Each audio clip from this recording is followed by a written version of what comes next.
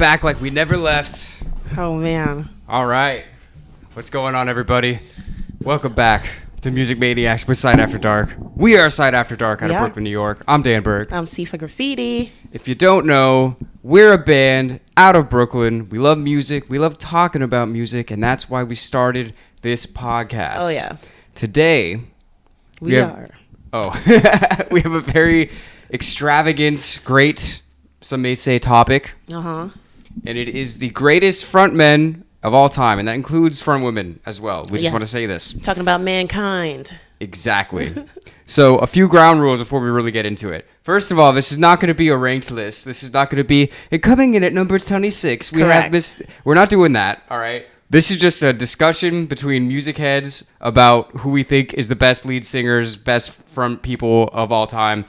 I know who I think is number one, but I'm not going to say it until the very end. I'm going to keep that in my back pocket. So watch the whole thing if you want to see. I don't know if you have a pick for like a for sure number one. I don't necessarily have a number one. I definitely have people I'm going to mention, and I just want to make it known that we're talking about a frontman who brings a great show, not necessarily a great band that has a leader, because we have lots of people that are in front of bands that are amazing, but we're talking about the show, the people you want to see move and jump up and down and go crazy, not necessarily a great voice. Yes, that's true. So yeah, I guess we should give like a little we should say what are like qualities that we're looking for in a front person or whatever. Yeah.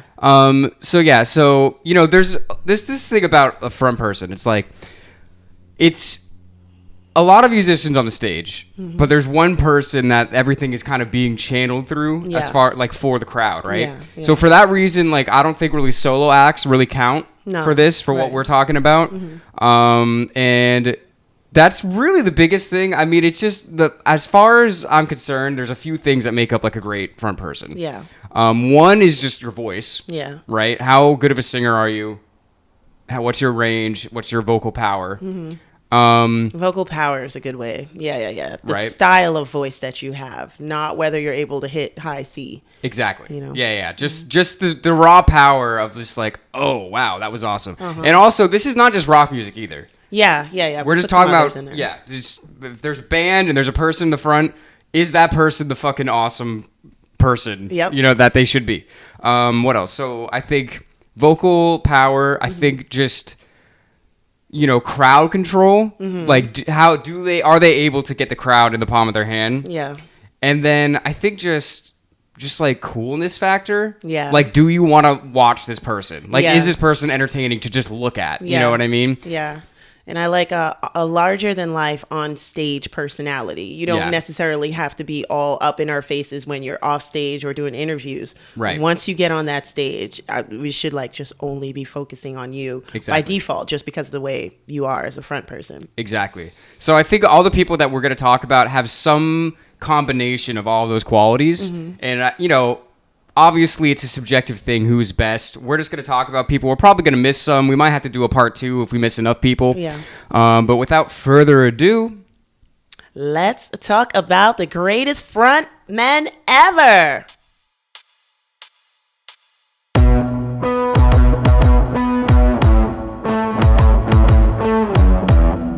where do we even start? I don't even know. I mean, I started my list all the way at the beginning. I started with Cab Calloway. Cab Calloway, the legend. Oh yeah. Yeah. That's a great place to start. So Cab Calloway, for y'all that don't know, I mean, when was he? He was really big in like the 30s. Yeah. Yeah. I mean, he was like the original frontman. Oh yeah. I mean, you're talking about this is big band like back in the day, and he just encapsulated the music in such a way with like his dancing and like his moves. Yep. And again, in his voice, and a lot of the time he'd be singing not even with a microphone, right? Correct. And his voice would just project over everything. Yeah. Over that huge ass bands, not too many amps or anything, but his voice was still going over. I love his movements. I love his side to side movement. I love watching him on video, but not just watching him on video. When they have still pictures of him, he looks like he's still moving. You can feel the energy. You see his hair, his cowlick is going side to side. I love it. I love the big arms. I love all the people that performed with Cab Calloway that made him a huge sensation. He's like the rock star of his day. So definitely have to get mentioned. He really was the first, I think, as far as like a modern frontman, because this is like, as microphones and amplification is still being like kind of, worked on and figured out. I feel like he was the first person that's like Yeah. Like just putting everything into like this. Watch me. I'm the show right now. Right. You know what I mean? Right. Yeah. So much so that even like they made those like cartoons out of his movements. Yeah. You know what I'm talking about? Yeah, the old black and white cartoons. You know Yeah. how they move just like him, right? Side to Yeah. side, a little jitterbug move. I mean, they literally like capture his entire essence for these cartoons, and like that's really saying something because a cartoon isn't necessarily like a musical vehicle. It's a very visual thing. Yeah. So to be able to just have that is so good of what you do that somebody at a completely different organization, not related to you at all, is like, we need to put this down. Yeah. On the screen or whatever. Oh hell yeah. That's pretty cool. Yeah. I feel like if he were to say something, he would say he taught the world how to front man. Yeah, something like that. Who else should we talk about? I don't know if we're gonna be in order this whole time. It's No. whatever comes to mind is what we're gonna talk about. So you're being for all over the place kind of ride with this podcast. James Brown. I had him on the list. He was right after my Cab James Calloway. Brown. Let's go. Okay, Soul brother number one. I mean, what can you not say about him as far as his skills? Yeah. This man knows how to do a ballad. He knows how to rock it out. He knows how to do a split. He knows how to charge you $5 if your music is off key. Yeah. He knows how to capture you. He started pretty much with his own moves. That's the other thing too. It's like when somebody creates moves, you're creating not only a sound, but you're creating motion. Right. You know, that's another great thing too. I mean, how many people came down the line from some frontmen that we will mention that emulated James Brown and just told you straight up they wanted to be just like him. So definitely have to get mentioned. If you haven't heard about him, check him out. Yeah. And I think the thing with him also, if you haven't heard of him, that took me a second. You guys have better You guys heard have of ever all heard of the James people Brown? we're talking Yeah. about. Well, the thing with him, I also think about is like, because I mean, yeah, he does do. It's not all like high energy songs. He does do ballads and stuff. But like, I always looking at like the high energy songs with like the horns and like the way that he dances, and like he dances the way that the music makes me feel. Yeah. But I can't dance like that. Right. You know what I mean? Yeah, so yeah. that is why I always see him like this is what a front person is. Uh-huh. You know what I mean? He just does it so great. And again, there's so many people in the band to be able to channel all of it. Yeah. Is really kind of impressive and Yeah. have like all the band on the same page. And like you were saying, I mean, if he would like if you mess up a note, he would like charge you. Like he knows everything that's going on all at the same time. Yeah. It's really impressive. Yeah, definitely a band leader and crowd control, definitely yelling at the crowd coming back to you, the call band. and response. Yeah, the call and response with the band too, as well Yeah. as the crowd. I mean, definitely a big time leader. So I don't feel like we're going to get into you like, oh, James Brown was born in blah, blah, blah. No. We have We don't have specific time. podcasts for that. Yeah, so yeah. we mention these people. That's why I'm like, you guys better know who we're talking about. I hope you guys know who James Brown Yeah. is.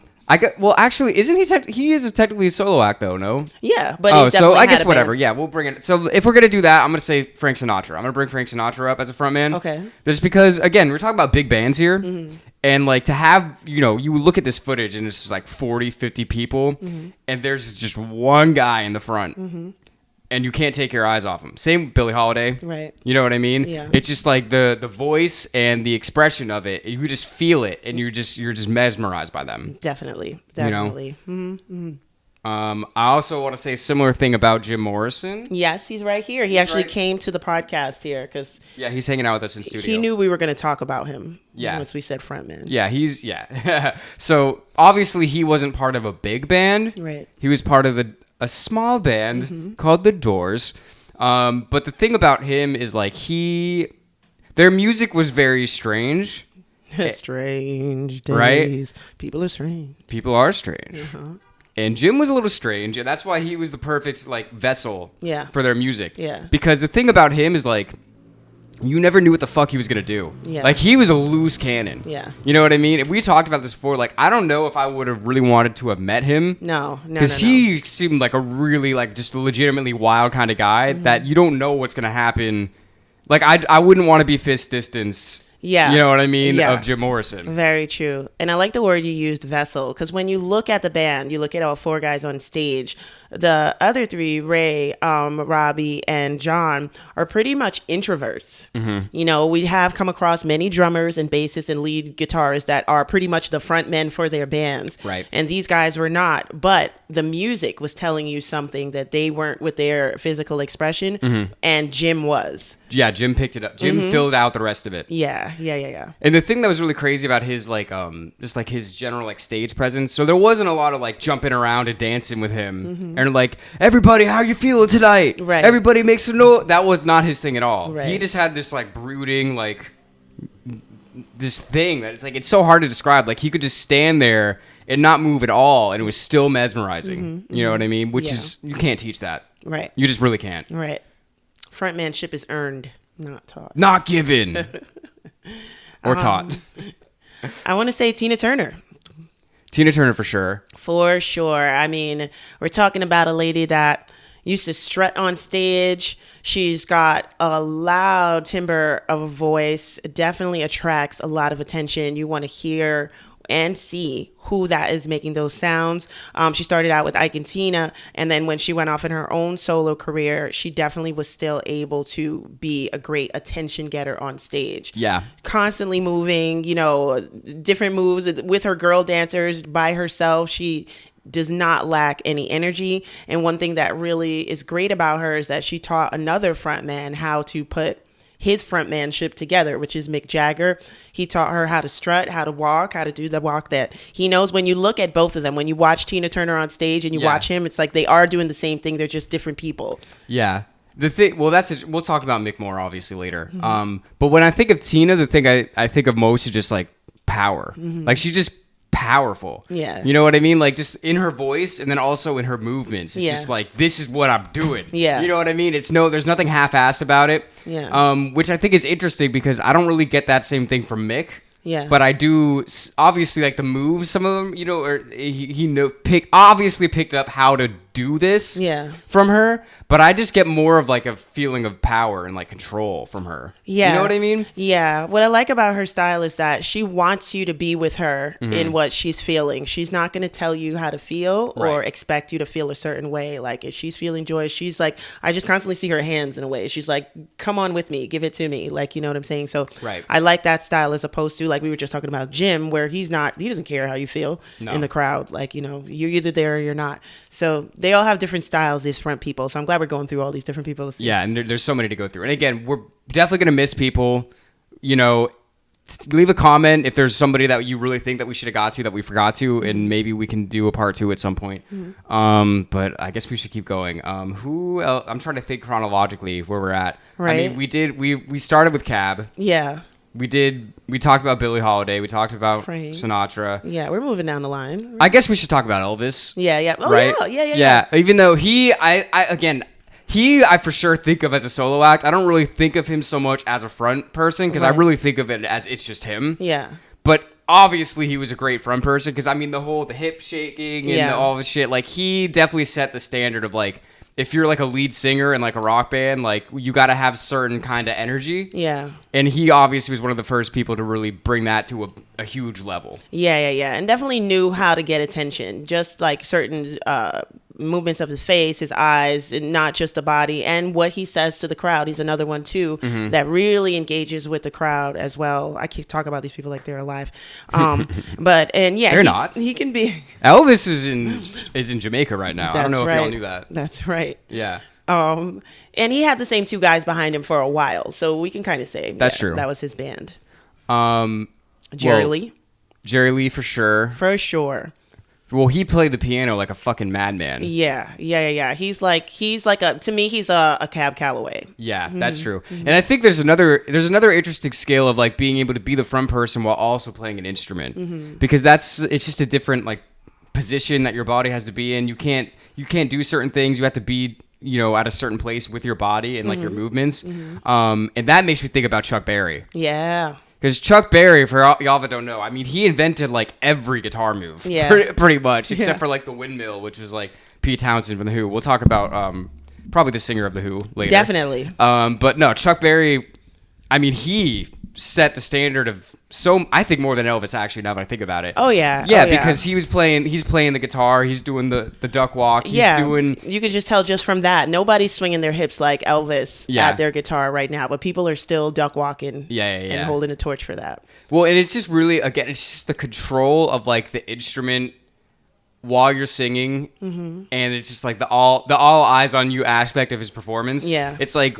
if he's on stage, you gotta be looking at this guy. Like, Definitely. shout out to the drummer, shout out to the bass player, or whatever. But it's like, look at this fucking guy. Yeah. You know what I mean? It's wild. Yeah. And especially at the time, it's like nobody had ever seen anything like that before. Not at all. And I said it before, like I tried to learn the beginning, the intro to Johnny B. Good, and the amount of things he's done on his guitar just for the intro. I was like, this guy is crazy. And he's doing that all while he's doing these dance moves. Yeah, and then he gets into singing. Mm-hmm. Yeah. I mean, he's a legend. You gotta love it. You gotta love the way he set up the music, and as soon as the music starts to drop, he starts to sway. It's like he knows exactly how you're gonna feel as his audience member, and that's a super thing. Little Richard, of course. His energy is still contagious. I'll still watch videos of him like, this guy was fucking so ahead of the time. You know, he's another guy that plays the piano wild. Yep. You gotta have that certain amount of flair if you want to front something, and Little Richard was definitely it. All of his songs were rock songs, and he was definitely a pioneer for that sound. Man, I just love thinking about him moving. Imagine the piano has you so fevered that you have to like get up and move, and you have to get everybody to move. You know, that's usually not what you see with a piano player. Elton. Oh, you know. Sorry, that's the throwback to our last podcast. Yeah. And it's like, we can mention the pocket that these guys are in, but at the same time, it's like, I want to mention Johnny Cash, but I won't, in a way, because it's like, yes, he's an amazing artist, and we love Johnny Cash just as much as we love any of the pioneers, but it's like, because you're not necessarily, you're going there to hear Johnny, you're not necessarily going there to watch Johnny move. Yeah. You know? And he's another one that, like, I know that he played with people, but when I think of Johnny Cash, I don't think of a band. Right. I think of him by himself. Yeah. Writing the songs, singing the songs, playing the songs. So I don't really think of him in my head as a front person. Right. Okay. Somebody else, I should say, I don't really think of him as a front person. I think a lot of our viewers are probably going to give me shit for this. This man over here, Frank Zappa. I love Frank Zappa. Right. I don't really think of him as like a front man. I think of him as a lot more than that, to be honest. Yeah, a great composer. Like he belongs there. Like, yeah. I mean, obviously he was at the front of the stage, but like, it's not, you know, he had other people singing for him. He didn't really need to hog the spotlight. And I'm not saying that all of the front people are hogging the spotlight, but he had no problem stepping back, letting his musicians that he brought in, that he knew could do it, letting them go. Yeah. So I just don't think of him as like in that category of like what we're talking about. Yeah. You got to be a little bit selfish to be the front man, just a little bit. Care more about you, Frank. So I just wanted to say that, because obviously we love Frank, but I just don't really think of him in like these kind of terms. You know. Going down the line, Roger Daltrey. From The Who, Roger Daltrey from The Who, yeah. Just for the microphone alone. The mic twirl? Who does that? I love that, yeah. What was the practice like? How many times did he hit himself? You know he didn't care. He's a tough guy. But wow, just for the microphone alone, forget the voice, forget all the hair, forget the Who themselves and how they were all crazy. It's that. Well, that's the thing is so it's all about channeling who was playing the music with you, and he did a great job of that, because it's funny because he's a pretty small guy. Yes. But he's clearly a scrappy guy. Yeah. You know what I mean? Like you were saying, he's not afraid to fight, and he's not afraid to kind of like, he has that aggressive energy, and the music of The Who is so aggressive, and especially so aggressive at the time, that he's kind of the perfect person to project that out. Oh, yeah. And of course, he has a super strong, powerful voice. Yes. Like when it's... Obviously, shout out to Pete Townsend, who did sing I almost said he sang some guitars on The Who. He did make some guitars sing, okay? But that's not what I meant. He did sing some songs for The Who. Yeah. And, you know, he could sing pretty well, but when you hear Roger come in after, it's like his voice is just so much more powerful. It's just crazy. Yeah, like Pete could never do that shit. Right. You know what I mean? So shout out to Roger Daltrey for that. Let's go to Mick. Yeah. One of, for sure, I'm not making a numbered list, but Mick is clearly in the top tier of these front people. Oh yeah Because this is the thing, so obviously the Stones are a great band, and he is so entertaining by himself, but the thing that's so interesting about him is like he does shit, like the moves that he does, for most people it would not be cool. Right. Yeah. Like, I see, look how lame it was when I just tried to do it. Yeah. You know what I mean? Like, most people, if they try to do a Mick Jagger move, it's like, you don't have it, bro. Yeah. You know what I mean? But Mick, it doesn't matter what, he could do the goofiest shit, and it's so cool. Yeah. He could just be twirling in circles. Yeah. Doing that little strut that he does. Exactly. You know what I mean? Exactly. His wording in his music, the little things that he comes up with, how he phrases his words, that's always amazing. I just think Mick is great as a frontman. Yeah, and again, that's another thing that we're saying. It's like, it's not necessarily how classically good you are as a singer. He's not an opera singer. But the way that he sings, there's so much personality Yes, great in work. the vocals that you can't, like, you know that it's him. It couldn't possibly be anyone else. Anyone else. That's very Yeah. true, too. Yeah, we should do a Greatest Voices podcast. And some of those people that we Interesting. just mentioned as frontmen will definitely be, will Yeah, come yeah. again as great voices. But Yeah. he's definitely one of them. He definitely, speaking of voices, he listens to the little voice in his head that you tell no. He listens to that one. Let me hear this out. I think there might be something here. That's hilarious. Yeah, that's definitely true. A shout out to Mick, the legend. Still going. Still going. Still fucking going. It's crazy. Okay, so moving down the line, who else? We're in the 60s still. We're in the 60s. Let me look at my list. Because I was going to say Rick Oh, James. someone's using notes. We have any other 60s people on your list or no? I don't have it. I had Cab. Yeah, no. We mentioned the same people. Little Richard, Tina, James, Cab. No, because all these people are 70s. Not John Lennon. Not Paul McCartney. I'm just kidding. They're fine. But I don't really think of them really as, I guess because they're co-front people, so I don't really think of them really either on this list, either of them, even though they're both great. They're both great singers. They're both great songwriters. Yeah. I just don't think of it just because they kind of share it.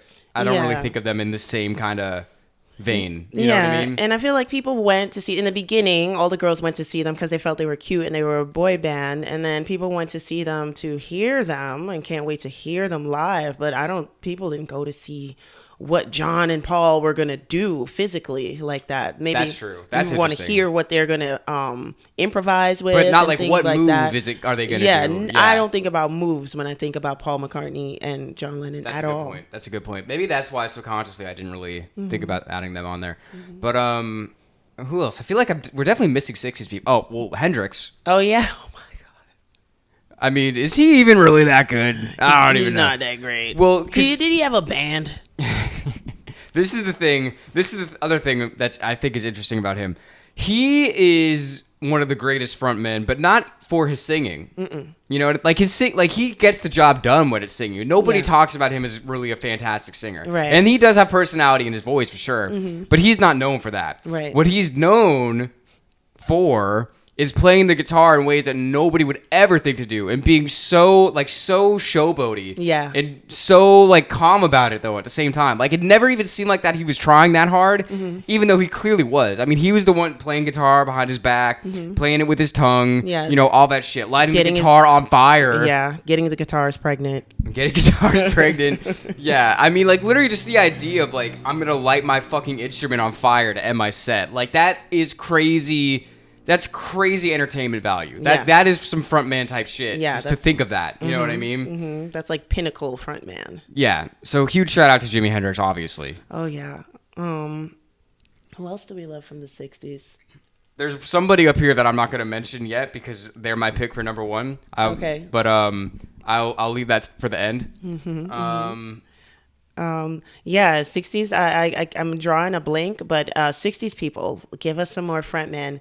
Oh my God, Robert Plant. Janis. I was going to put them more in the 70s. Okay. But I was going to say Janis Joplin. Yeah. Definitely Yeah. good front woman. Yeah, Janis Joplin, because she had like a voice. It's like you knew she went through a lot of shit. Like it's one of those things. It's like you look at her and then you hear the voice and you're like, how is this voice coming out of this person? You know what I mean? It's crazy. And you look at the videos and she's really into it. You know, you could tell that she's letting the music flow through her. Oh yeah. Yeah. Yeah. She's like a poster child for teenage anti-parentism. That was her life. Yeah, but again, we're not going to go too into the backstories. We don't have enough time on this podcast. Yeah. You can definitely hear that. She's somebody that I wouldn't necessarily go to see do any moves, but I want to see her on stage because I know it's gonna be wild. I want to see her facial expressions. Yeah. I want to see just like her emotion as she's singing these songs. Yeah. You know, I'm literally thinking like, who's everyone that was at Woodstock? Yeah. Like going through 60s people. We already talked about Roger. We already talked about. Well, Jim, the Doors weren't at Woodstock. Whatever. Let's just keep going. And if somebody comes up, like we said, this is not supposed to be a comprehensive all-time list. Yeah, and we know about other bands. Like we know who the Mamas and the Papas are. We know who the Beach Boys are. We know them. Then they're all great. But we're talking about the show. Like you know what I mean? Okay, so we'll talk about Robert Plant. All right. Why not? Again, this is the thing about Zeppelin also that is so crazy is that all these parts coming together to form this sound, and he is the perfect vessel for the sound. Because it's like you have the greatest drummer of all time because he's John Bonham is like his power is crazy. You have John Paul Jones who is crazy on all instruments. You have Jimmy Page, super powerful guitar player, and then you have this long blonde-haired open shirt man in the front just letting it all just come out through him, and his voice, he has such great range and such power in his voice that it's like he is the perfect person to project the heaviness that the rest of the band was playing with. Yeah. With a touch of vulnerability, which is great. You go, of course, because Robert Plant is a good-looking guy, but you go for the show because Zeppelin pretty much started out as a jam band, and they're going to do something different every single show. Every different live I hear for the same song is different for Zeppelin. Right. And that's always a good thing. And Robert also influenced me in terms of like saying little things between songs and stuff like that when I'm performing live. I definitely picked up on that. And he's influenced so many other people. That's another thing that makes him such a great frontman. He'll take it wild, but then he'll also tell you that, you know, he's crying inside. I think this is a song of hope. So Robert, obviously all-time top singer, top front person. And he's one, I mean, his voice, I think his voice would do it by itself, even if he didn't have, like, the moves. Yeah. Because his voice was so strong. Yeah. He really hits, we were talking about before, there's, like, criteria. He hits the voice and the entertainment factor really hard. Yeah. Who should we talk about? 70s, I like Alex Harvey. This is a one that's not too mainstream. Yeah. But a great frontman for spook factor. Yeah. He's the type of person that's going to creep you out at a show. I've heard some of his lives, and it's just like, if you can be in awe listening to somebody, then that's a great storyteller and frontman. And I feel like Alex Harvey of the Alex Harvey sensational Alex Harvey band. Yeah, hits the nail on the head in terms of like front people. Oh, okay. I just thought of talking about just like, well, I wouldn't say he was a creep, but I definitely would say that if you saw him back in the day, you'd be like, what the fuck is going on? Iggy Pop. Oh, yeah. I mean, this guy would literally be like cutting himself on stage and like smearing peanut butter in his wounds and shit. Yeah. Like just the craziest shit. Like him and Gigi Allen are got to be like the craziest motherfuckers that have ever been on a stage. I can't believe that Iggy Pop is still alive. It's so crazy, the things that this guy did. And he's like the father of punk rock, they call him, or whatever. But like, it's just the energy. It doesn't make it like he was doing. He might have been one of the first person to like stage dive and shit. Maybe. Right? Because he just like, I'm just gonna launch myself into the fucking crowd. Like, you know what I mean? Like, I feel like that wasn't planned. He's just, you know what I mean? But I don't know. He was super influential for a lot of like harder rock music. Oh yeah. And just being of like, this is crazy. Like to come to the show and be like, I'm gonna see some crazy shit tonight. Oh yeah. You know? Might get some blood on you. Might get some blood, but it's Iggy's blood, so it's okay. Shout out to Michigan. Yeah. And then speaking of blood, we might as well take it to Ozzy, right? Get some blood on you. Ozzy is a perfect example of, well, being a little creepy, yeah, for sure. But of also, you're talking about Black Sabbath. Yeah. He's the perfect front person for Black Sabbath because their music is very scary, and there's something about his voice that's a little scary and a little creepy. Yeah. But also, nobody sounds like him. Nobody sounds like him, and you're definitely going to see him. You want to see what he says, what he does. You want to see him bite the head off a bat. Exactly, and he's probably the only person whose show I could say I'm going to where I would say I'm scared. Like, you know. Yeah, I'd be like, he might cast a spell on me. Like, I can't be too close. I don't want to be in the crossfire. You know, Ozzy, yeah, I mean, yeah, I hope everybody knows who Ozzy Osbourne is. What a fucking crazy guy. Oh, yeah. But shout out to Ozzy, the legend. There's just so many people. I know we're going to forget a lot of people. Yeah. While we're in the 70s, I'm going to go for Rick James. Shout out. I always think of him more 80s, but yeah, he started 70s, yeah, right? Yeah. Started 70s, right around when Motown was going down. Rick brought it back up. What does Rick not do? Rick James is fucking amazing. Amazing. I mean, if I had a numbered list, he would definitely be battling somebody for number one, if not number one. But there's nothing Rick can't do. There's not an instrument he can't play. There's not a vocal note he can't hit, you know, and then just style, personality. Wild. Yeah, exactly. Yeah. A little bit of a trendsetter. I mean, who wears a bang with braids? A braided bang. There you go. Braided bang. Braids in a bang. Yeah. Who does that? Only Rick. Yeah. I mean, what does Rick not do? That's why he's like supreme. Yeah, I mean, he like you said, he can play all the instruments, he can hit all the notes, he can be so entertaining. Oh yeah. Yeah, he's definitely up there for sure. 100%. Thinking of Motown, let me shout out Diana Ross a little bit. Yeah. Just because we did a podcast on the Supremes, and she just seems so like fun and like cute, and it just made it. I feel like they did say this, that her voice made them more like accessible to just like a huge audience, because there's something about it that she just sounded so like sweet and like cute and innocent. You know what I mean? Yeah. That a lot of people really connected with, I think. Yeah. I think her ability to get down is also another thing that makes her a good front person. One, she's very captivating. She's long and she's thin. Her eyes are huge, and she's always doing these things with her hands, and she knows you're going to look at her. It's elegant. Yeah. You know, but at the same time, you'll watch her like whine her waist and get all boogie down with like Michael Jackson or anybody. True. And that's a cool thing about her. You can do a little mention for Eddie Kendricks and David Ruffin too, even though, you know, Temptations were not necessarily a huge band, but we see you. Yeah, I mean, well, obviously they were huge, but not as like a front, because it's all five of them. Yeah. So it's like, I don't really see. Right, they're like taking turns. Person. One comes to the front, then they do the spin, and then one goes to the back. Yeah, it's a little different, but I just feel like. I mean, we all know David Ruffin would like us to be talking about him, but it's all of them. It's not just one. Yeah. So obviously, I mean, there's so many people. Smokey Robinson. Yeah. You know. Yeah. There's just so many people There's just so many people to talk about. It's honestly kind of overwhelming. Well, we're in the 70s. So we can do Van Halen. I mean, that's the 70s. So we can do David Lee. We should do Van Halen, and we should do David Lee Roth. So we just did a Van Halen podcast not too long ago. So check that out if you want to hear us talk more about him. But again, he's a guy. He's not an opera singer. He's not classically trained, the greatest singer of all time. But what he is just crazy showman. And the split kicks, the jumping off the drums, the way that he just would move.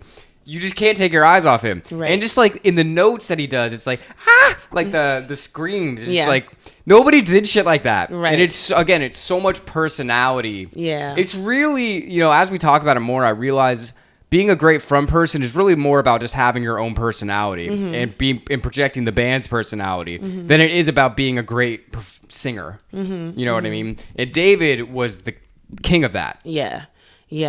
I'm definitely going to mention one person. I'm going to bookend him a little bit with other people. I'm going to mention George Clinton from Parliament. Funkadelic. Growing up, I wasn't necessarily into that sound. My mom wasn't really a 70s music kind of person. So, but I definitely remember seeing him And definitely seeing him sampled and stuff like that. And I'm like, wow, this guy is wild. You know, you should come on stage with a diaper. He had, like, the rainbow hair. Yeah, you know, that's like the craziest thing ever. But along with him are other bands, like let's say Philip Bailey from Earth, Wind and Fire, where it's like, I'm going to hear him sing, and I do want to stand up and watch him sing because I want to see him hit those high notes. So a great leader for a band, but not necessarily with a big show. Right. So yeah, I want to mention those two guys together just because I don't really listen to Parliament and because I love Philip Bailey. Thinking of, because you brought up George Clinton, this made me think of somebody that did an album with him. Anthony Kiedis from the Red Hot Chili Peppers. Definitely one of the greatest front people. Oh, yeah. Because their music is wild, and he was equally as wild, especially back in the day when he was still on drugs. The fucking way that he would just bounce around he was literally just like, it looks like, he was just like, it was almost like a snow globe. You shake it up and you just see the things go all... It's like, that's him. He was just all over the place. He's jumping up and down. And it's like he couldn't even sing at all until like 10 years into the Chili Peppers. Like he was basically rapping for most of the time. And just, I didn't even know what the fuck he was saying. And you don't need to know what he was saying because you knew that the energy was there. Oh, yeah. And that's what it was about. Yeah. And he's still doing it. Yeah. While we're here in this pocket, I'm going to jump back and forth. Fred Durst. I didn't even really like Limp Bizkit growing up, but that's a front man. You do want to go to see him probably destroy the crowd. I was listening to classic rock, and somebody said that they just saw Limp Bizkit, and they tore the house down. Like Fred Durst. That's interesting. Still knows how to control a crowd. Yeah. You know, there's some history there. Go check it out in terms of crowds and Fred Durst. But a great front man, I would say. A good one. Well, thinking about history with frontman and crowds and things going wrong and things happening, I want to talk about a man named Axl Rose. Oh. For sure, one of the greatest for many, many reasons. His voice it doesn't make sense. Like, it literally doesn't even make sense that he can...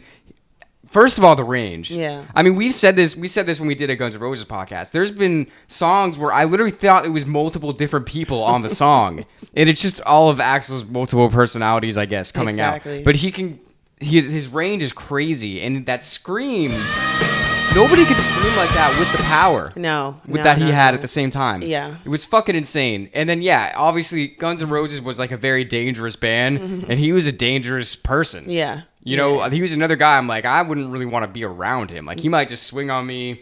He might start a riot at one of the shows. You don't know what this fucking guy is going to do. Exactly. And that's why he was, even though, his ego kind of ended up tearing the band apart a little bit, that is why he was perfect for that band. Because they were such a dangerous, like, gritty band. Yeah. And he was legitimately a fucking wild, dangerous guy. Yeah. He was the real deal. And in terms of style, too, it's just like he wears the wildest things on stage. And he started a trend of so many young boys dressing like that by the time they came to do, like, reunion tours and stuff like that. I would be like, why is he wearing all of this? And I'm like, wait a minute. He started that shit. That's his shit. That's still his shit. And other people are still doing it, 30 years later. Oh, yeah. Yeah, because he's an absolute legend. Yeah. All right, who else? There's so many. I got Ian Curtis. Joy Division. Yeah, he's another one that he's not... how do I want to say this? Like, his moves are not like a typical front person move. Right. And he would never talk to the crowd, hello, Manchester, how you feeling out there? That is not what he did at all. He was just this creepy, brooding presence, very similar to a Jim Morrison. Yeah. But obviously in a different way. Yeah. And then he had his, like, weird dance moves where... You knew, and you just see the look in his eyes, and you know that all he's doing is just literally completely losing himself to the music. Oh, yeah. There's no him Yeah. while he's doing it. And quite influential, too. I watched the REM video, and I watched Michael dancing around, and he was dancing just like Ian Curtis. And I was like, holy shit. Yeah. They passed it down. Well, I feel like Joy Division is kind of like... Joy Division is like your favorite band's favorite band, right? Yeah. Because a lot of people... Because Joy Division was only around for like 18 months in like 1979. Like, it's such a small amount of time that they were actually around that they never got to be, huge, giant, worldwide known band like they definitely would have been. But everybody that knows Joy Division fucking loves Joy Division. Right? Like, yeah, but... We did a podcast on them too. Check it out. Oh my God, there's so many. Let's talk about Johnny Rotten. Okay, yeah. Talking about punk rock. Oh yeah. Punk rock at the time, it was all anti-establishment. It wanted to be scary. It wanted to be a fuck you to the way that things were done. And he was the perfect way to do that, because he was another guy that was like scary. I'm just like, oh god, the Yeah. way that he would like. Apparently, he had like some kind of back issue that made him like lean over the way that he did. Really? Yeah, he had some kind of like scoliosis shit. Was he where related to ogres or something, or trolls? he would 'Cause literally definitely, right in your face with those eyes. Yeah, exactly. Yeah. The snarl and everything. He wants to make sure you all get it. Like, he'll even look around at you all too, like while he's finishing his word. Exactly. Yeah. So gotta shout him out. I want to shout out Debbie Harry. Yeah. From Blondie. Again, very like, she had her own style for sure, and I think that is a lot of what drew people to that band. Yeah.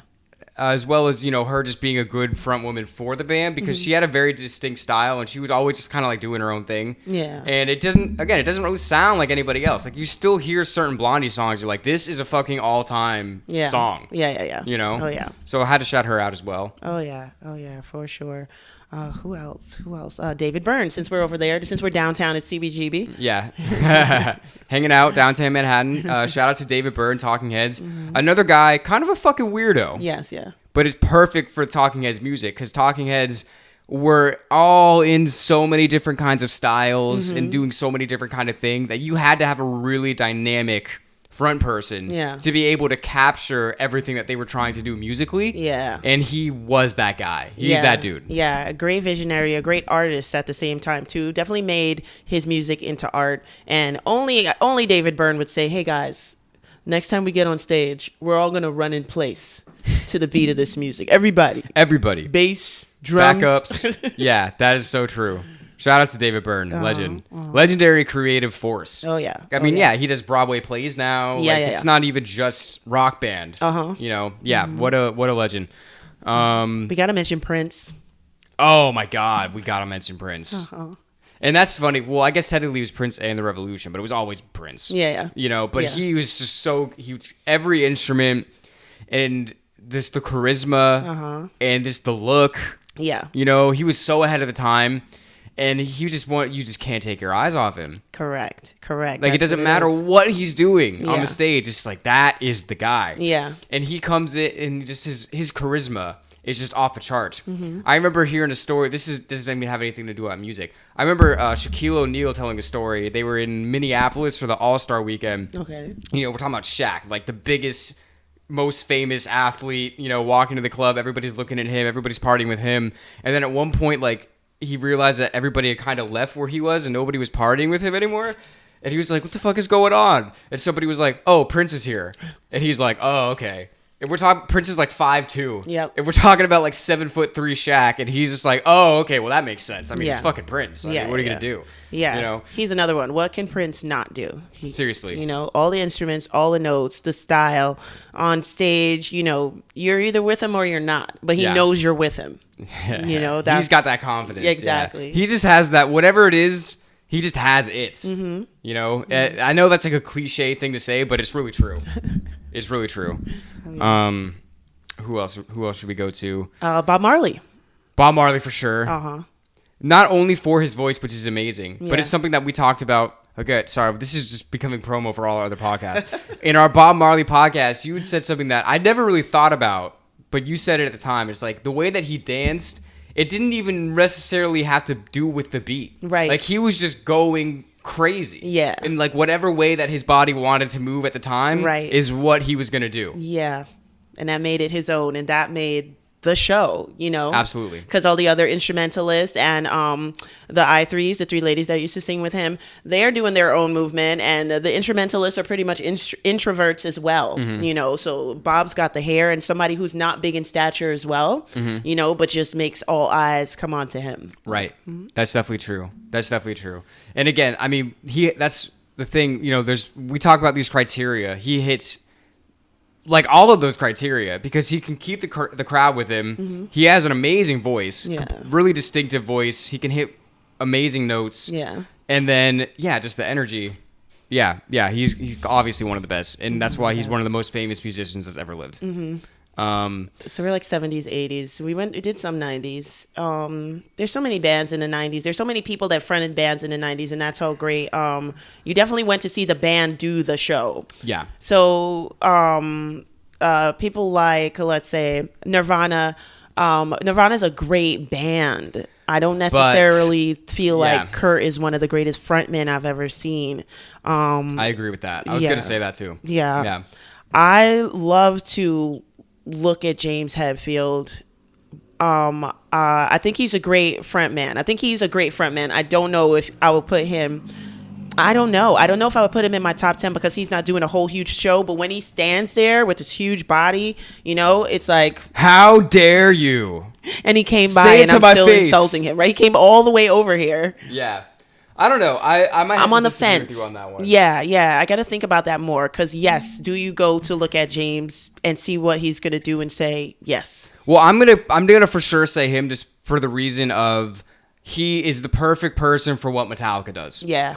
You know what I mean? Mm-hmm. Like Metallica has this heavy music and he has that heaviness to his voice, but also the vulnerability. Mm-hmm. And for that reason alone, I'm going to put him on the list. Yeah. And he has a way, you know, I haven't seen Metallica unfortunately yet, but I've always heard that Metallica has a way of connecting with every single person in the crowd, even if you're talking about stadiums, 80,000, 100,000 people.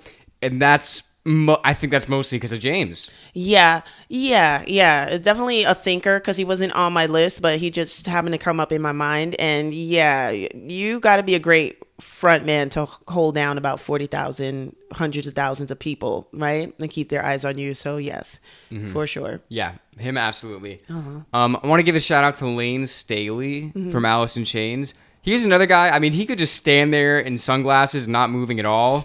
It doesn't matter. Yeah. Like, his voice was so good, and he just projected so well that it's like, you're not going to look away from him. Correct. You know what I mean? Mm-hmm. Rest in peace to Lane Staley. Yeah.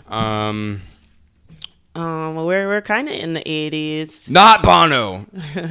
It's like, I like Bono's music. Back in the day when I was a kid, I liked a lot of U2. I'm going to see U2. Right. But I'm not going to see Bono. Right. Well, I got to see him. I got to see what he does now. Because basically what he does on stage, he can kind of emulate that in an interview sometimes, you know. Yeah. But obviously very talented. And definitely one of the people that belong in a Hall of Fame or something. Yeah. Of some sorts. If they had one of those things. If they did. And if it was in Cleveland. Okay, so... Shit, now I'm drawing a blank. I know there's more people, and I still haven't talked about my number one. I want to leave that. Okay, because I've got some wild card mentions here. Since we're in the 80s, I'm mentioning MC Hammer. Whoa, that is a wild card. It is a wild card, but it's like, please, Hammer, don't hurt us. Like, you know. That's so funny. He did everything but play the instrument, you know, but he had the whole band back there with him. And in the certain stages, I was just like, what the hell is this? You know, but you can't not watch Hammer. You don't take your eyes off of him and stuff. And just being kind of like a trendsetter. And then also being the real deal. He's another person who, like, it's not all about glitz and glamour. You know, he came up from the ashes and stuff and brought himself up and put himself right on stage, helped all his people. And Hammer is definitely one of them. One of the greatest frontmen, I feel like. Shout out to MC Hammer. I wasn't expecting you to say that. So that's good, though. What are some of your other wild cards? My other wild card is Bobby Brown. Bobby Brown is another wild card because it's like he was actually coined the bad boy of R&B. Yeah. And he set it a whole nother trend of R&B styles. R&B was pretty much David Ruffin, where it's like you wore suits, or you were like an Isley Brother, where it's like all sex appeal with your chest hanging out. But Bobby Brown took it. It was like it's like a street guy, like kind of like quote unquote a thug, came on stage and sang a ballad and did a whole bunch of dance moves and crazy pumping motions and stuff like that. He was on stage the other day because he's still performing with New Edition, and there's a set choreography to one of his songs called Every Little Step, and the dancers are back there doing it, and he was about to do it, and then he stands there and he's like, nah. He's like, and everybody just starts clapping. I'm like, he already proved that he can do it. You guys are, if he wanted to do it, you know that he could do it. Exactly. That's so funny. Yeah, 2 wild cards for you. Yeah. Wow. Why am I blanking now? I feel like there's so many. Females, I mean, I can come down to the 90s. I really love Karen O as... Oh, yeah. Shout out to the yes. Yeah, Karen O is a great front woman. So there's a lot that she does on stage. You definitely want to see her when you're performing. You could tell she came up under like an Iggy Pop style of rock and roll. Absolutely. She's another one that, like, even not thinking of like visually seeing her, when you listen to Yeah Yeah Yeahs, her voice, there's so much personality in her voice. These like little shrieks and like the runs that she does, right? You know that it's her, without a doubt. Yeah. Talking about the 90s New York scene, I want to give a shout out to Julian Casablancas from The Strokes, just because his voice is butter. His voice is butter. It is on the fucking track. It just is, like, and I've seen them live, and I wouldn't call him like great as far as just like his movements and thing. I don't think he was that crazy, but for the Strokes music, I think that he was the perfect voice for it. Okay. So I got to give him the shout out for that. Yeah. I don't know who else to think about, but I know in hindsight I'm gonna be like, oh crap. I know. I hate when that happens, especially because, you know, once we might have a list before, but then when we start the podcast, we just start getting into it, and then we get lost in what we're talking about. Yeah. So guys, definitely tell us who we're missing. I mean, I still gotta bring up my number one, but like, there's gotta be other people we were gonna talk about. There definitely are other people. Band wise, though, I don't know. Like I could mention Bowie, but band wise, you know, I don't know. Right, because Bowie really is more himself. Of solo. Yeah. I don't really think of the band. Yeah. That's a good example. Because obviously, as far as entertainment value, he's one of the best. But I don't really think of him as leading the band. I just think of it's everybody following him. Right. Which I guess is leading, but you know what I mean. There's a difference. Frontman. Yeah, we got to see the same faces behind you all the time for a certain amount of years. That makes you the frontman of the band. Yeah. Basically, should we say Bon Jovi? Yeah, John Bon Jovi is a great frontman. I'm not saying he's my favorite necessarily. Right. But for what the band is, he is really a good person to be at the front there, and he has a great voice. Oh yeah. Definitely everyone knows a great that. voice. Yeah. You can't hate on the voice. No. I'm not really into this band, but yeah, Gene Simmons is a great frontman for his band. I'm not into this band. I hate that band at all. The band we were referring to is Kiss. If you don't know, not a big fan, but sure, good for him. Who else? Oh, should we do Heart? We didn't talk about Heart. Oh yeah. We can shout out Ann Wilson and Nancy Wilson. Well, so from front. Heart. Yeah. So from the band Heart. So Ann is the singer, and she has a crazy powerful voice. And then Nancy is the guitar player, and she's the more wild one. Yes. So it does kind of seem like a co-front woman type thing there. Yeah. Because it also, I couldn't really imagine Heart with just either one of them. Right. It would have to be both of them. Yeah. Which is really a testament to both of them. Yeah. That they're able to still, channel it. So shout out to them. It's like Nancy dances when Anne is breathing. It's like I gotta take a breath between sentences. That's funny. And their sisters, they just pick up on each other really well. I literally would go through my Spotify right now, but my phone is over there. Uh-oh. So I literally can't even do it. Yeah. So I just go talk about the number one. Yeah, go for your number one. I mean, it's been... I thought about my playlist. That's why I looked over there. But, yeah. You can't really talk about rap as, like, front... Because it's, like, mostly the beat. You know what I mean? Like, yeah. Exactly. Because I would love to say Biggie, but... Right. It's a different thing. Yeah. Who is this? Not Blue Oyster Cult. Not Steve Winwood. Frank. No, man. Everybody else is, like... No, man, these are all bands, not front people. Yeah. I think we mentioned a lot of I'm there. We got enough females. What my mom always says, there's this other thing. She's like, I got a black, a white, 2 Jews, and a cripple. Do we have a cripple? I don't know if we do. We got David Byrne. He's he's not crippled, but he's autistic. Holy shit, that was so... I know that was so funny, though. Oh, give me a sec. I'm sorry, you're red now. Funny.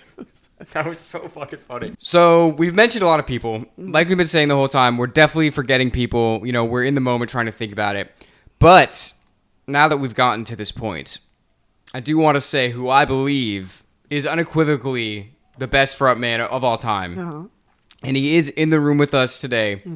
So everybody, please give a warm round of applause for Mr. Freddie Mercury. I think he is absolutely, without a doubt, the greatest. I think it's Freddie and then everybody else in whatever order you want to put it. The thing is, like I said, the criteria at the beginning, he's the only person I think we spoke about that has every single criteria to a 10. Yeah. Because he has one of the most amazing voices I've ever heard with a huge range, huge power, all that shit. Yeah. He's just entertaining to look at with the whole thing with the mic stand, with the broken mic stand, and just It's very operatic the way that he performs, and then the crowd control is unmatched. I mean, there's just nobody that could control a crowd like him. Correct. And it's like the thing you just said, that Ayo. This is the thing. So we're talking about the Live Aid performance, which is the one of the most legendary live performances in rock music.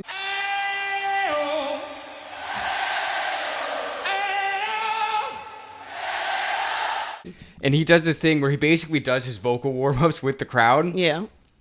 But the thing that I thought was so cool about it is, like, most front people would be like, okay, everybody, repeat after me. Ayo. He didn't even have to do that. Right. Like, you look at the footage, all he does, he just goes up to the front of the stage, he's like, Ayo. And everybody knows what to do. This crowd of thousands of people know exactly what the fuck he was saying to do. He didn't have to give instructions. He just has this aura of just like, everybody follow me. Yeah. Everybody listen to what I'm doing. Yeah. You'll pick up on it. You know you're cool when your name rhymes with Reddy. Freddie Mercury. Yeah. It's so undeniable. You look at any live footage of him, you can't take your eyes off him. He overshadows people in the band that are fucking amazing. Amazing artists, amazing instrumentalists. And then we got to add that Freddie does play an instrument too very, very well. That kind of puts him higher up on a tier. True. And then who wears satin dressy jackets with track pants? Freddie does. That's the thing. It doesn't fucking matter because it's Freddie Mercury and you're going to love it no matter what. And he is just the absolute legend. I mean, I don't. It would be really hard for anybody to ever top him. Yeah. You know what I mean? Yeah. He definitely is up there. It just depends who I'm feeling that day. I don't have necessarily a number, but he's definitely somebody that I think of. And if you made me choose 5, he would definitely be 1 out of 5. 100%. So biggest of shout outs to Freddie, biggest of shout outs to all the people that we mentioned, biggest of shout outs to all of you for being here. We appreciate you. Again, leave a comment, tell us what we missed. I'm sure you will. Tell us if we should do a part 2 of this, if we missed enough people, tell us if we made any mistakes. We appreciate it. If you like the podcast, check us out on Patreon, patreon.com/musicmaniacs to support it so we can keep doing this. And that's pretty much it. That's it. Until next time. See you guys. We're Side After Dark, and we'll see you around.